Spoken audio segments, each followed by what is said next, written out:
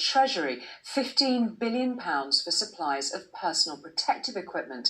The money for masks, gowns and gloves is almost the equivalent of the entire social care budget and 4 times what the Foreign Office gets. And another £10 billion has been allocated to the Test and Trace scheme. So more pretty eye-watering figures. Robert joins us now from the studio where he's recording his programme tonight. And Robert, apart from those figures, this was a massive moment for Rishi Sunak, facing the biggest economic challenge since the end of the war. Did he get his policies right? So this is a balancing act. We're all in deep trouble if we can't get back to work, if the economy doesn't start up again in a fairly normal way.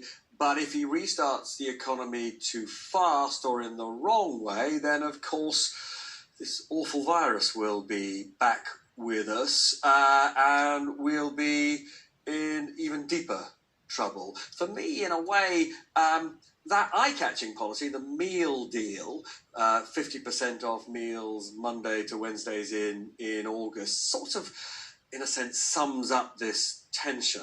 On the one hand, you know, if it gets more people going to pubs and restaurants, that may stop those pubs and restaurants sacking people they would otherwise sack.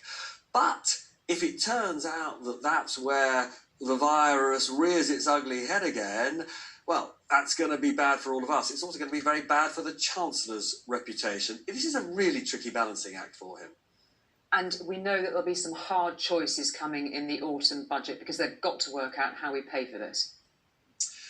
Yeah, I mean, I've just interviewed for my programme, The Business Secretary, Alok Sharma, and I put to him what many of his Tory colleagues are saying, which is with debt now at 100% of GDP, national income, way more than double the levels they inherited back in 2010, which they said was unaffordable.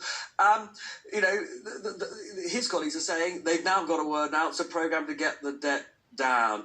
He actually refused to have a conversation about it. He just said interest rates are like